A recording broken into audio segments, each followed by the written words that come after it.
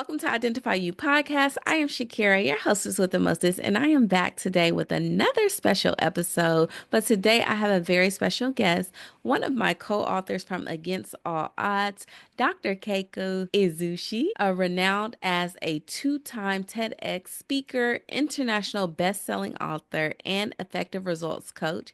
Keiko is a beacon of inspiration and resilience. She spent more than 25 years with the United Nations World Food Program, where she played a pivotal role in advocating for global peace and eradicating hunger. And today, you guys are going to get to hear from her. And I hope that you also will dive into her chapter of the book because it is very powerful and very inspiring. So, welcome, Keiko. Thank you, Shakira, for having me. And then hello, those who are listening to this podcast. Nice to meeting you. Yes, I'm so grateful that you agreed to come in on the podcast, just reading your chapter and, getting to know a little bit more about you. I thought that, this is definitely a voice that everyone needs to hear Mm. and just shed light on the work that you have done for the past 3 decades. So I'm really excited to just dive deeper into about you and your journey. So I always like to start my shows off with like an icebreaker. So I have Mm-hmm. an icebreaker for us to get into, and then we'll jump into like the meat and potatoes of the show. How's that sound? Mm-hmm. Yeah, sounds brilliant. Okay. Sounds fun. Thank you. Mhm. Oh, by the way, I'm connecting from Bali, which is Yes, a you paradise. guys. Yeah. Come, She is come, come in to Bali. Bali. We're Yes. trying to go there, okay? We're gonna have a retreat there soon. So y'all make sure y'all spam the comments and like this video if you think that I should host a retreat in Bali. Good. So, Keiko, you've traveled the world and been in places many of us could only imagine. If you could take Mm. us back to just one moment, maybe a meal you shared, a sunrise you saw, or a conversation that changed you, what would that be and why does it stick with you to this day? It's very, very difficult to pick one. I have commented on like 5, 6 countries in the book chapter. Hmm. But if you ask me to pick one, which is Afghanistan, which is I'm so proud of.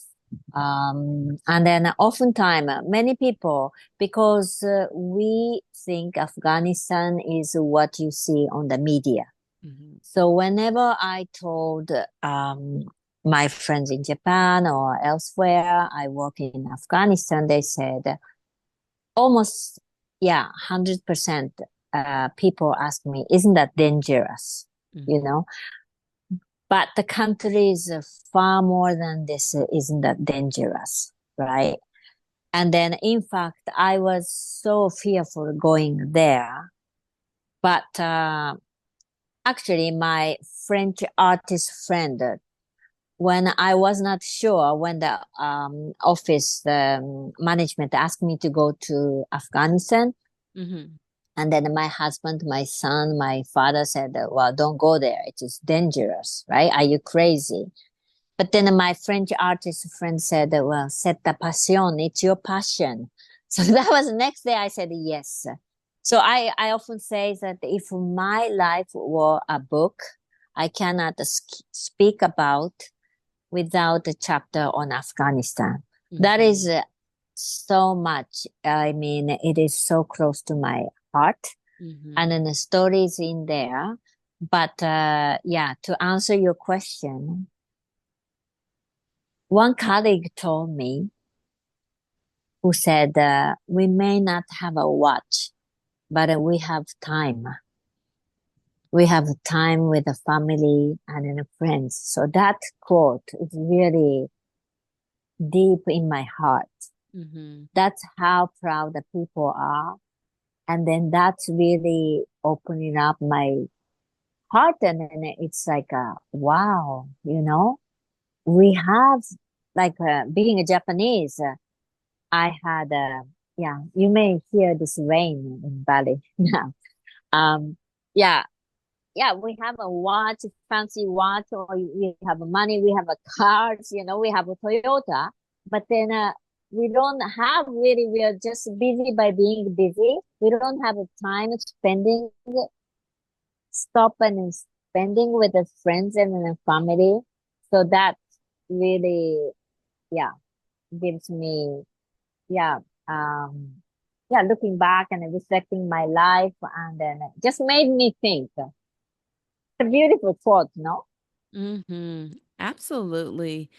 You mentioned something earlier when you said when you started to tell people that you were going to go to Afghanistan and they started to try to plant fear into your heart and try to deter Mm. you from that. Isn't it interesting how people will literally project onto you their fears and their thoughts and just what the world says onto you? And had you listened, you could have been stifled and you would have been, robbed of those experiences that you got to experience. Hmm. Yeah. And then it's basically, this is um, the idea of this against all odds. And then I was like beating with all these fears. And then that is when you get really the most of the life. So Afghanistan is much, much, much more than I learned so much. That's why without this chapter on Afghanistan, I had a fantastic moment, and people get closer even with the embassy people because of the danger outside of our compound that we were working in and we were living. And but the most of it, one time our compound where we were living were attacked. So we were in the bunker like 4 hours. Mm-hmm. And then people were crying, and then I was fearful. And then my prayer that time is, God, please, I want to touch my son once again. Mm. But the biggest gift I got from Afghanistan experience is we know that 100% for sure we're gonna die, right? Mhm. Anybody will die, but we live as if it is normal. We wake up tomorrow morning, but there's no guarantee.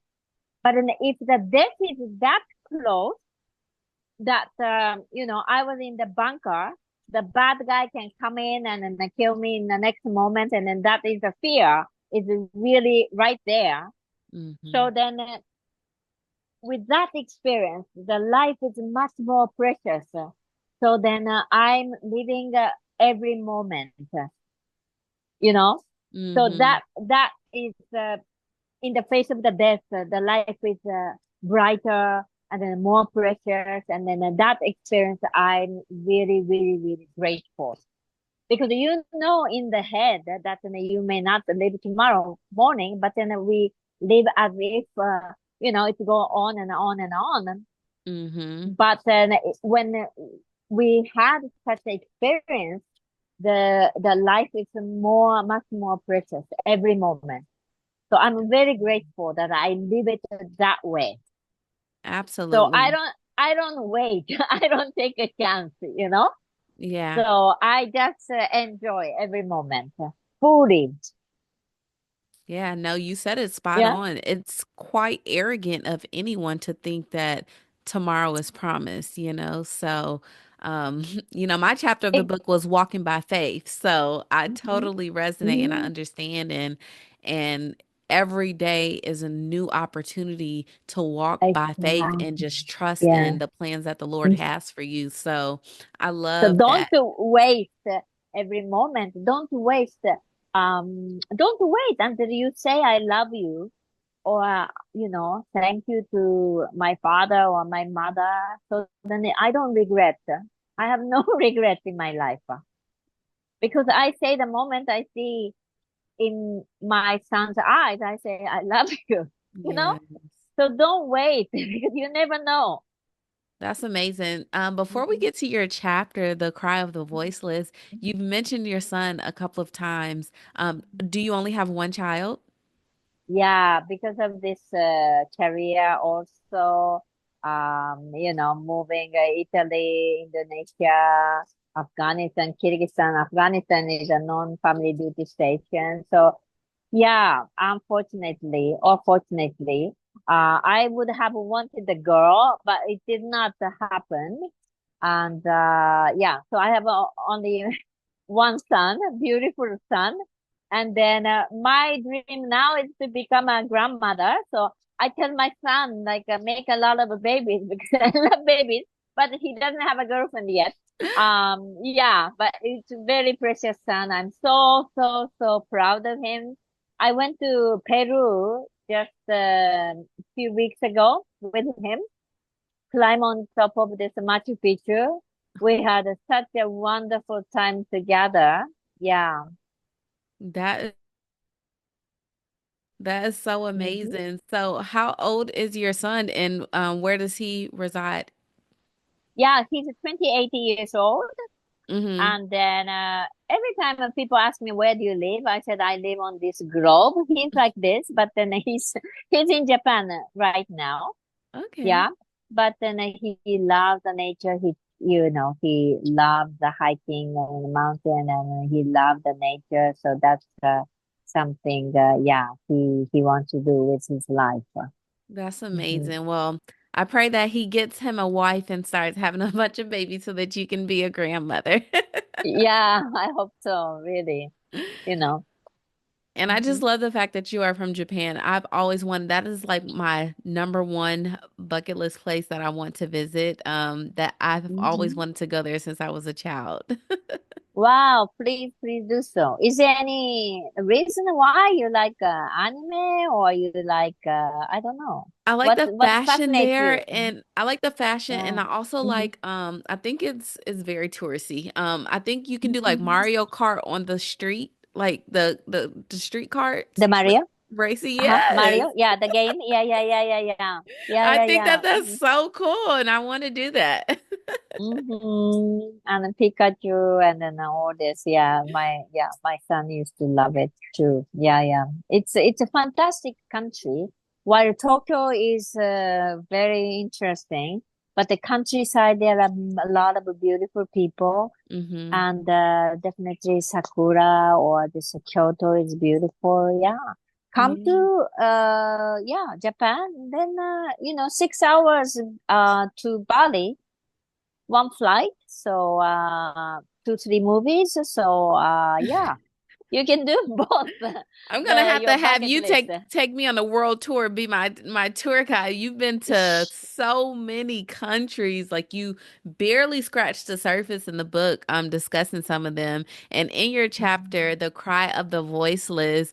It reflects almost 3 decades of remarkable career with the United Nations, and you share one specific experience that really touched my heart with the mother who was crying out and Oh, she wanted to give her baby.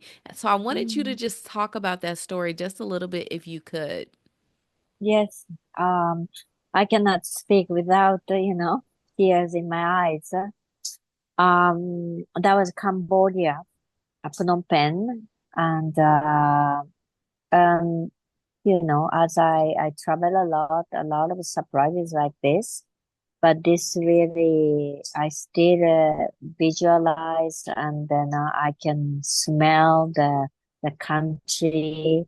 Then with a Japanese donor for the project we were having with the NGO. So we went to this so-called Smoky Mountain Hmm. that the children are hurting their fingers, scavengers, and then try to get something metal to be exchanged into money or even food. Mm. So, and there is a community. So we went to see this community where those orphanage children and then children and the poor communities. And I went going guided by the local staff.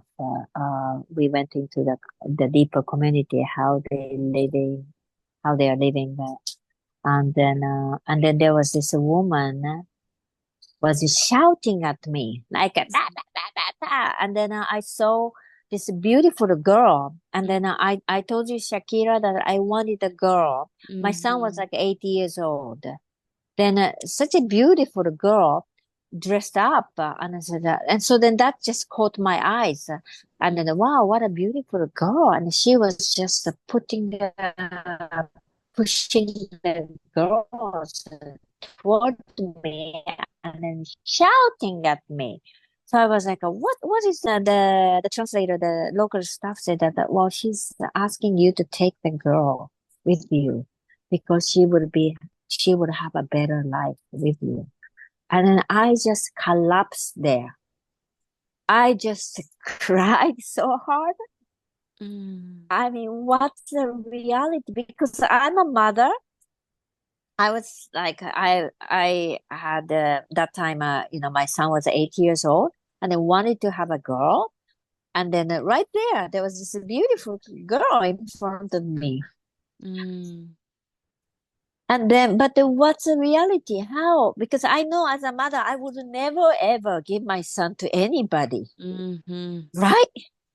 It's just unimaginable Mm-hmm. choice, but that's what she's asking me to do. So I just hit by this reality these people are going through.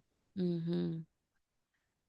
So I just collapsed, and then yeah, it's not just this moment. I really I told my management also that I'm not sure. I will be just crying in the face of just seeing this reality, and then it's just not acceptable. But then my management told me, yeah, you may cry like 1 or 2 or 3 days, but Yeah. then you can pick it up yourself and then start working for them, and which was the case with me. When Mm-hmm. I was just in Japan office or in the Rome headquarters before going to the field, but that's really the real work is in the field, and then that's where I um very close to my heart, and then I learned so much, and then I just enjoyed the real work is in the field. But then I wasn't sure if I could be serving for these people because I just cannot take this. So then that was what my management told me, and then it was true. And that's also the resilience that I believe in myself. It's not in the head, but your body knows. And then eventually you pick up yourself, and then you do things for them. So that Mm-hmm. was one of the, yeah, shocking experience I had. And then, in fact, I could not do anything about myself. I was just crying very hard after Yeah. meeting this woman. And then the reality when the translator told me, and then, me as a mother, and I was confused. I was just knocked down by the life. Yeah, Yeah. no, seriously, I can only imagine how you felt in that moment because reading it, it was very like heartfelt, heartbreaking, and just like unimaginable, like you said. So I can only imagine what that felt like. But reading your story, it made me think like to ask you what inspired you to get into this type of work because for me, like I've always known like I want to help people. Like ever since I Mhm. was a child, I never like said, "Oh, I want to be this or I want to be this." Like people would ask me what I want to be when I grow up and I said, "I just want to help people." And I always said that. And then of Mhm. course, as I went to college and I decided on like what I wanted to do and things like that. But what inspired you to want to do this type of work with the United Nations? Yeah, I think this is just a human nature, no, to help.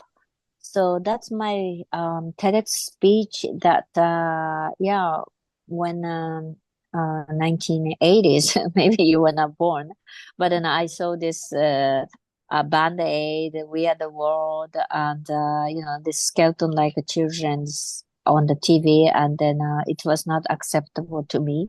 If there's this enough food to feed 8 billion people, 9 billion people in the world, and then this planet Earth has a capacity to produce enough food for. So why, we let this happen? We let the children die of starvation. So that's when I said, well, just innocently, I want to work for the UN.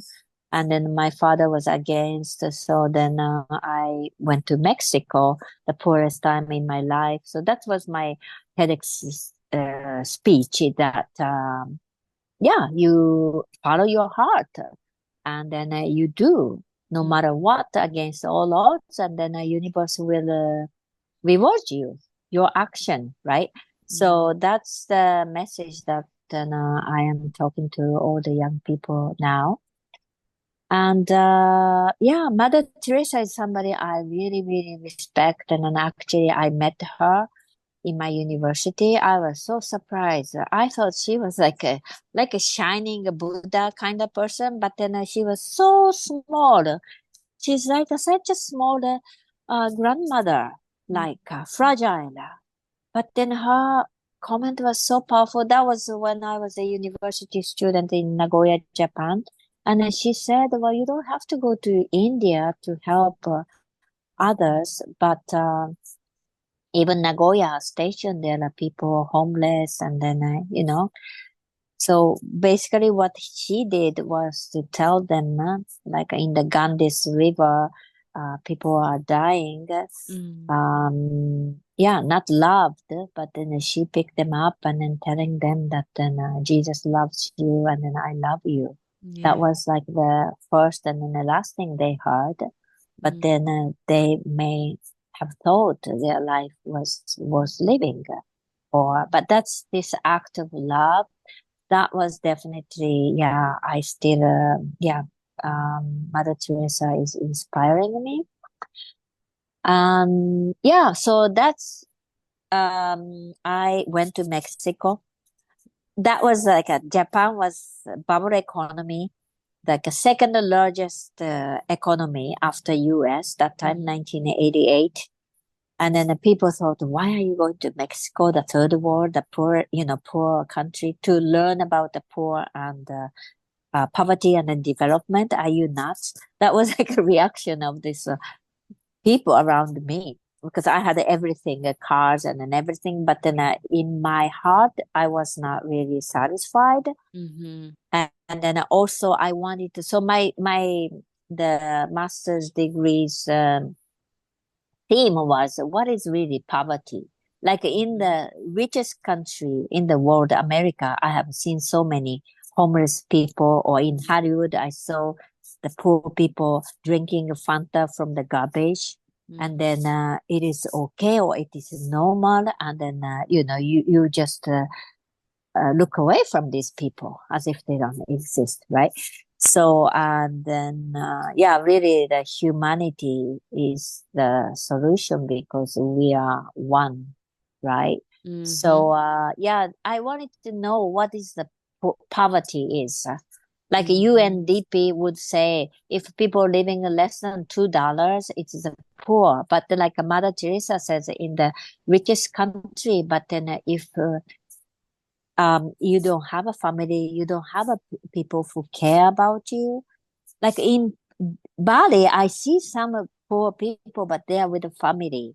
They are not like, like abandoned by the society. So I wanted to know what is really being poor.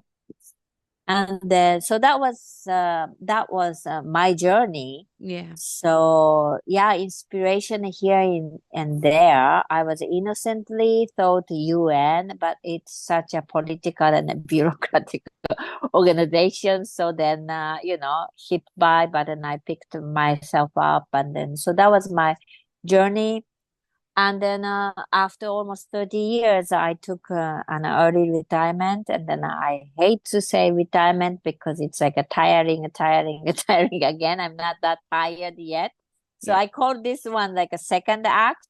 So my second act is not like, I used to say as a representative, of UN. We are feeding millions of millions of people, but now I want to do one wave at a time now.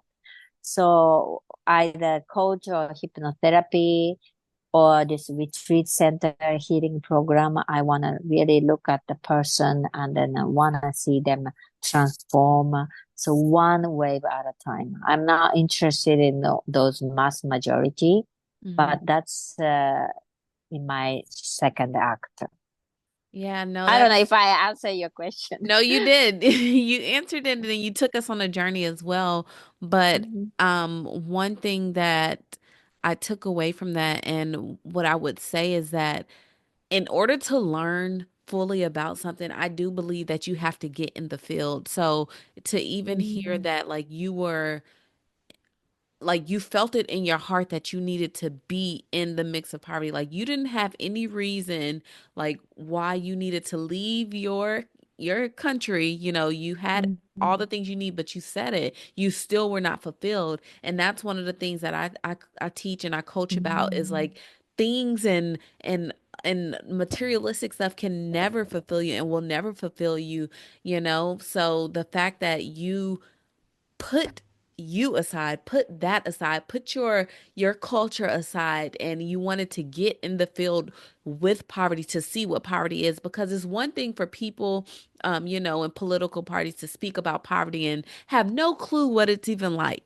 You never experienced it. You don't have Mhm. family who experiences, so you don't know. You know what I mean? So there's nothing like being hands-on in the field. So I just really admire you for that, and I want to say thank you because I know what it's like to be living in poverty, and you also mentioned something as well, like it's one thing to be broke or poor, but when you have family, it's everything. So I won't say Mhm. that I grew up poor because we had all the things that we need, but I did grow up with a single mother who worked really hard to make sure that we have Mhm. food on the table, clothes on our backs, and all the things. But I growing up, I didn't realize that we were broke or anything like that because we had family and Mhm. I had all the things that I Wow. needed to sustain me. So, you know, that definitely makes a difference when you have that support system and you have that family. So I think that that's Yeah. incredible. Yeah, that's really priceless. And then I have seen, and then including my clients, they are so rich, but then broken at heart. So it's never be materialistic. It's that's what people believe in the head. But yeah, Yeah. the money doesn't, make you Some of the happy. wealthiest Um, people are the ones mm, who commit the most exactly. suicides. So, Yeah, you know. exactly. And then, and then it's not like a straightforward.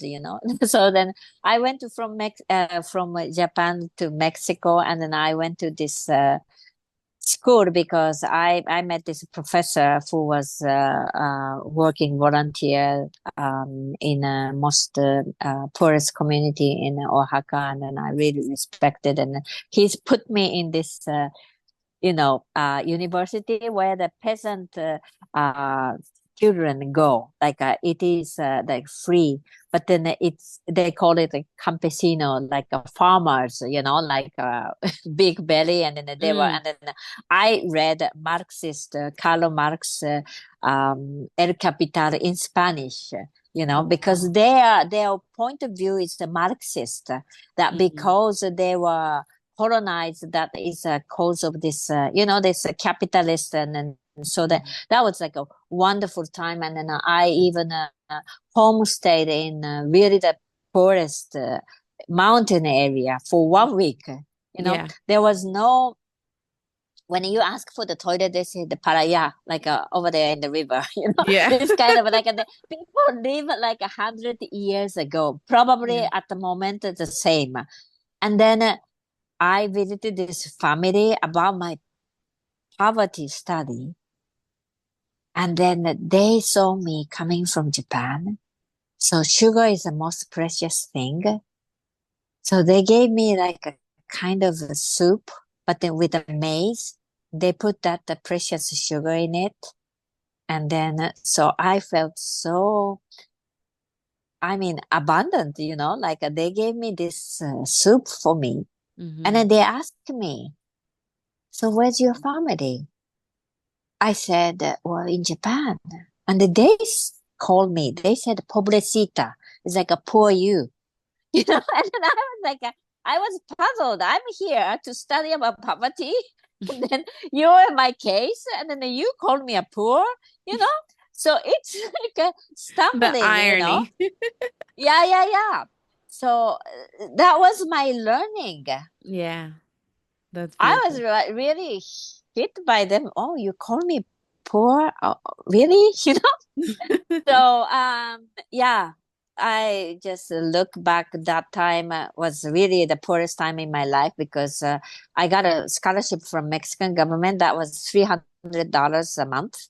Mm-hmm. 100 went to the rent, 100 went to the food, and then $100 I was photocopying the textbook because I could not afford to buy textbook, and then I was queuing for tortilla, like the basic the staple food for Mexican people, Mm-hmm. and then 100 peso. Now they changed the monetary system, but the 100 pesos is like this much, and then fill up my tummy. So really the poorest time in my life, but I was on my own feet. Unlike Japan, my father is like a really macho Japanese, do what I tell you to do. Even my mom could not pick up the dress she wanted to wear. You know, Mm-hmm. this is kind of the atmosphere environment I was brought up. My father was a Mr. Right. So all in all, I just adore my journey, especially this hardest time, which is the poorest time in my life, Mexico, which I can now talk in the TEDx talk. So I have something unique to talk about. Yes, you And then lived through eventually, it. yeah, eventually, this is so unique. Eventually to my grandchildren, like proudly. So that's Yes. why, like, yeah, full of memories, full of interesting adventure, stories that, yeah, I have been through. No, absolutely. And that's amazing. And your grandchildren will have a grandmother that they're proud of and that they can brag about that and say Yeah. that she was in the field, she did the work. So I love that. Yeah. Humanitarian work can be incredibly rewarding, but it can also Mm, be deeply heartbreaking. And we've mm-hmm. talked about some of those stories, but how did you cope with the emotional weight of the work? Like how did you know? Um, how do you Mm-hmm. now help others process pain and find light in their darkest corners with the coaching that you're now doing and the therapy? Mm-hmm. Okay, to first, I may say it's not how to, like something I just bumped into, and then you just have to do something about it, right? So that's how I was. So, like when I do a lecture in a university, they ask me how to. But then I tell them don't go to this, fallacy of how to. But then, something like how to is always, something has done it already. But Mm-hmm. something like a challenging is facing you, like a new. So, but it's a what and then a why. So, a lot of students ask me how to enter like United Nation system. But then I really more importantly, why you want to do this. Mm-hmm. That is more important, right? And then what you want to make a difference in the UN, because that energy that is one.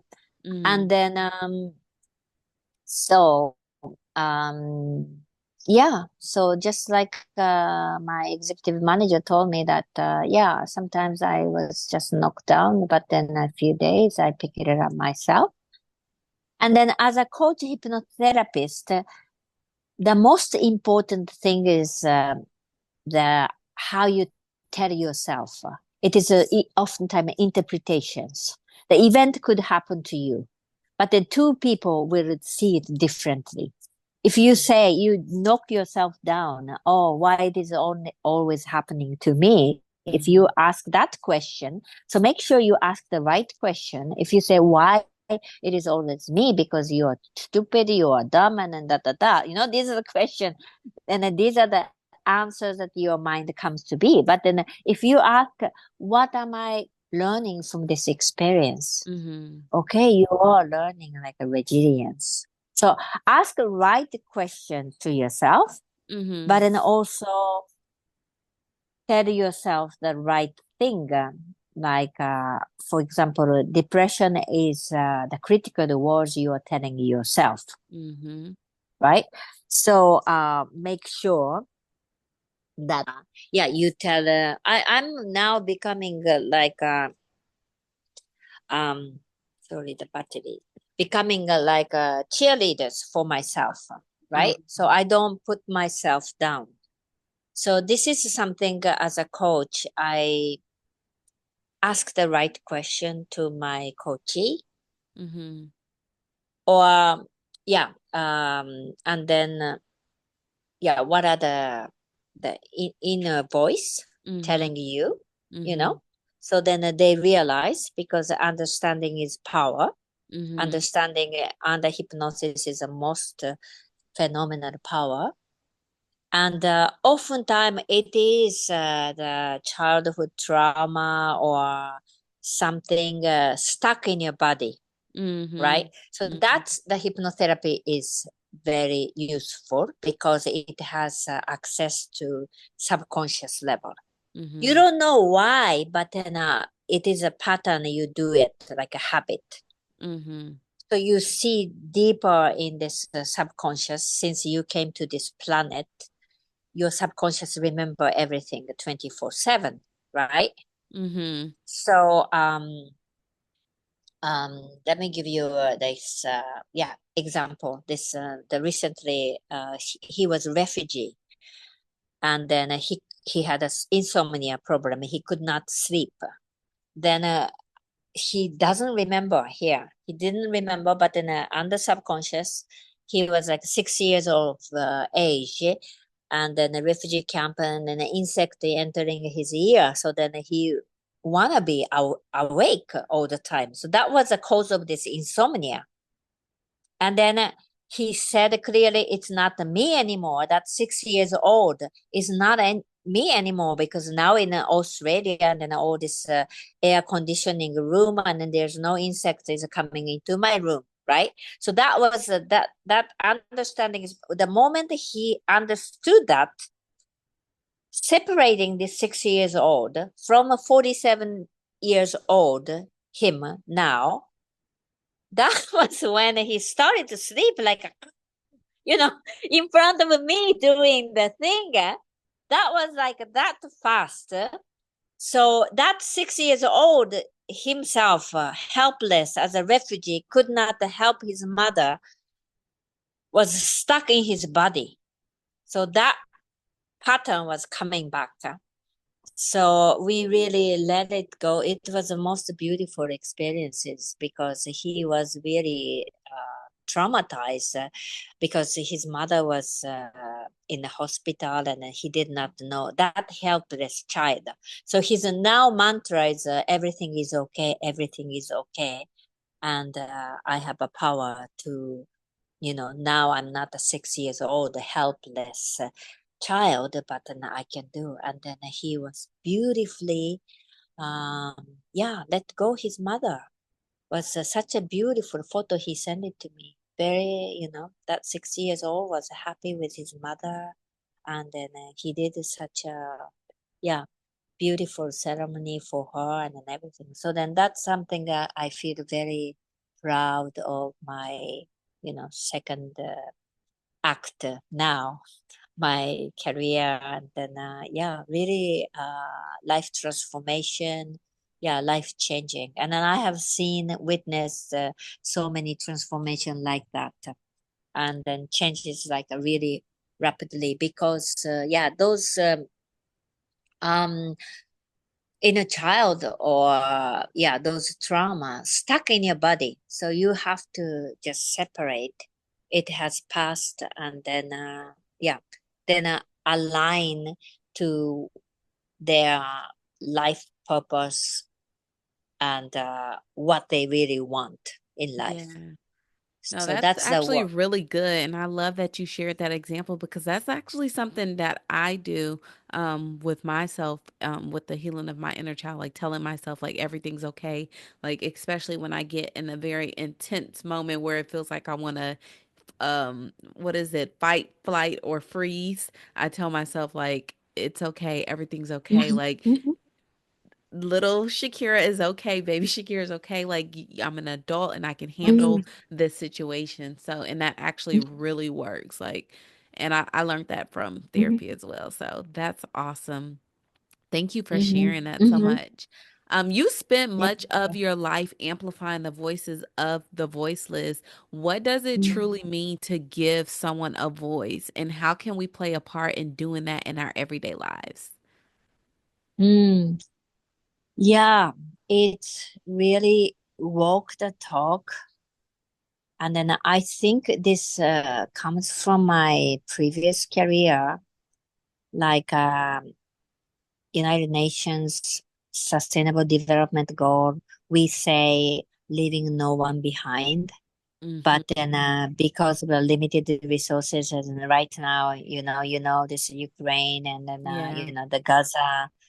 So we have to have a tough choice Mm-hmm. that reducing the ration of the food Mm-hmm. or who, yeah, can have a food and who cannot, right? So that's a tough choices. So then, and then in a way, it's really, yeah, tough choices, and then we are leaving someone behind, right? Mhm. Yeah, for So sure. that is something that in my capacity in the second act, I really want to walk the talk, you know. Mhm. I don't put up with this hypocrisy.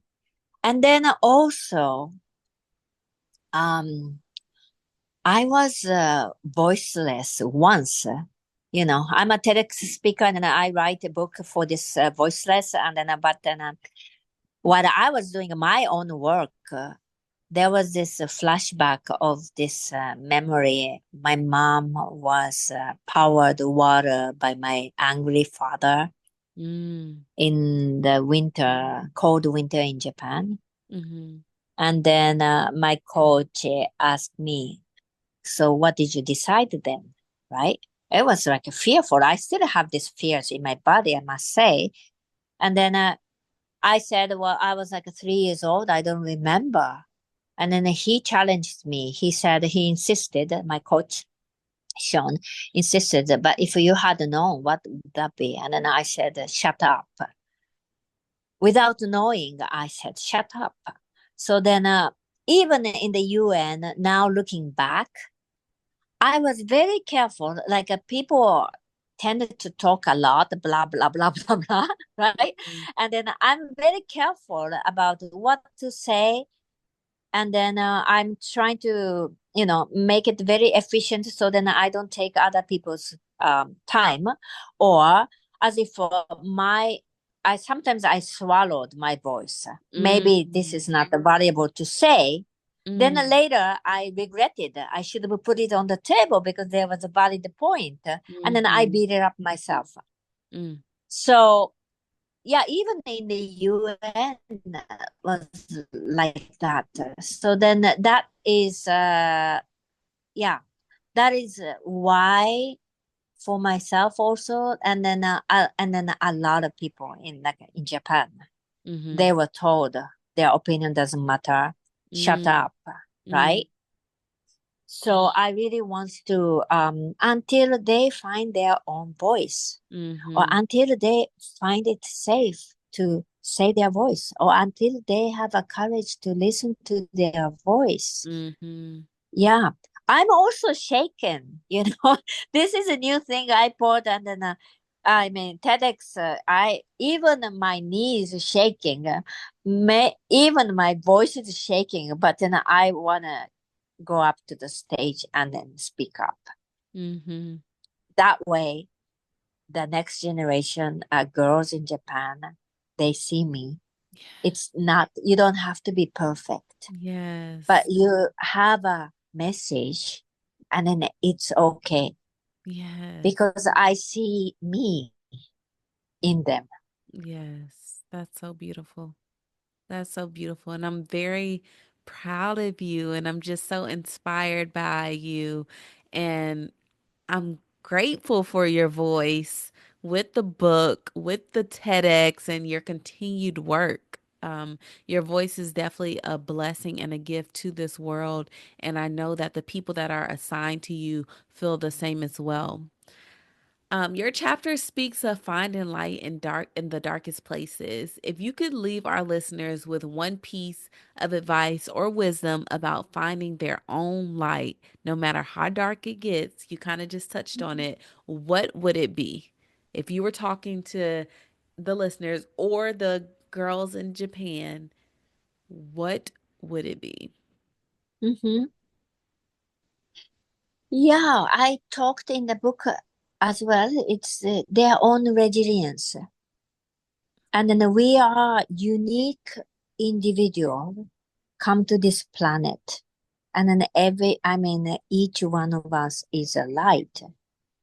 Then oftentimes or sometimes we were told to dim our light, Mm-hmm. but don't dim your light because like a lighthouse never dim their light. Mm-hmm. But sometimes your light is too shining. That is why, yeah, many women were told like you are too much, Mm-hmm. or because it's if it's too shiny, then lend them your cool sunglasses, right? To them. But then do not dim your light because lighthouse never dim your light. Mm-hmm. Even this bunch of the ship over there, or even one ship out there, can find your light, right? It doesn't Mm-hmm. matter who are out there, but just shine your own light. Yes. And then, so that, yeah, I'm very grateful you're doing this, Shakira. So we don't know who's listening, but then it was something that I was told by Jack Canfield also. You never know who is listening, and Yeah. then you touch their heart or you touch their lives. You never know. So Yeah. that's what we keep doing it, and then yeah, until you find your own light and then shine with your light, you can borrow mine or yours, and then that's how we as a community and we elevate ourselves, and then make a better world, a better life, better better world. Mm-hmm. Yes, I love that so much. Well, you guys heard it here on Identify You podcast. Don't dim your light. Thank you so much, Doctor. I greatly appreciate you for taking the time today to come and speak with us and share your story. It's been a great joy speaking with you and just learning more about you. Thank you, thank you, thank you. My great pleasure. Thank you for having me. And can you go ahead and share with the listeners where can they find you at? Are you on social media, your website, anything that you have coming up? Go ahead and share it with them. Thank you. I am calling myself a low-tech Japanese, so I'm not very, active on social media. My website is izushikeiko.com. You can put it in writing, perhaps, because it is in Japanese. And then there you can find my retreat, which is harumsariretreat.com. Yeah. So that's where you can find me, or yeah, you can find me in that book, the chapter 24. Yes. And by the way, this Harum Sari Retreat, Harum means a flower, Sari, Harum means a smile, and then Sari means flower. My son, at the age of 5, he called me, Mama, you're like a monster when you get mad, but then you're like a flower when you smile. So Oh, I I wanted to capture that was so, you know. Sweet. So that's the how we name our Harum Sari retreat in the local language. So I hope you will, yeah, come to Bali and then, yeah, meet me in person. Oh, yes. Or Well, as I'll for be in me Japan and if my you. community, we will be retreating in Bali real soon, and I'm excited about it. Great, great. Let me be the host. Thank you Yes, so for much, Shakira. sure. Thank you so much. You guys, thank you for tuning in to Identify You podcast. This has been Shakira with Dr. Keiko. You guys, make sure you walk by faith and slay, plus pray each and every day because God, He will make a way. I love you guys so much, and I will see you on the next episode.